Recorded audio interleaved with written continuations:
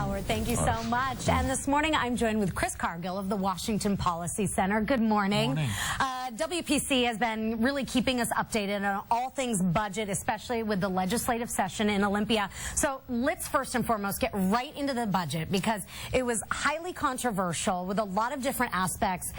Trying to pass it last Tuesday, but they're still in session. So what's going on? Right. So it was a budget that really came right down to the wire. The deadline was last Tuesday to try to avoid a state government shutdown on Wednesday. They did come to a budget agreement. It was a $38.2 billion operating budget that basically included no general tax increases, did a lot of interesting things.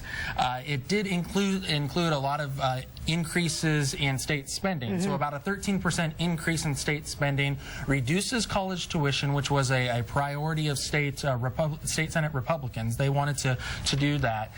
It did increase some state revenue in terms of getting rid of state tax, certain state tax exemptions, but there's already a $2 billion hole about 6 hours after the budget was signed into law. So what does that even mean then? Yeah, some members of the state Senate came and said, we're not going to suspend a class size reduction initiative, Initiative 1351, that was on the ballot, because we don't believe that we should be having that conversation right now. And so they did not one of the offer. big hot button issues is the education. That's right. And we saw a number of teachers all throughout our region stand on street corners with signs saying they wanted raises and all of these things. So what is happening with state funding education? Right, and this budget actually increases state spending on education 19%.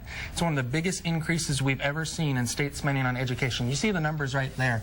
We're now going to spend $18.1 billion on K through 12 education, which, by the way, includes class size reduction in K through 3. It does not include class size reduction across the board. That was part of Initiative 1351, but the research simply doesn't back that up. So what the legislature did was specifically target class size reduction in K through 3, and that's what that bar chart that we just showed you specifically says, is that we're going to target class size reduction K through 3, and as far as overall spending in education, we're going to increase that to $18.1 billion is how much we're going to spend. And finally, the gas tax and the transportation package. We're going to start seeing that hit our own wallets right away, pretty soon. But when we talk about 12 cents, I believe it is, per gallon, but where is all this money going then? Right, so the gas tax is going to go up by 7 cents on August 1st and another 5 cents next July 1st of next year. So 12 cents in total over a full year. 12 cents in total over the next year, and then a few months 2016 as well. And we're actually going to get a lot of that benefit here in Spokane. And by the way, full funding for the North-South Freeway, $879 million. Finally, everyone's saying finally. Yeah, we've been talking about that for quite some time. Barker to Harvard Road interchange, or excuse me, I-90, expanding it essentially to 3 lanes on I-90. Medical Lake to Geiger, the interchange is there on I-90, $27 million. The U District Bridge, $8 million.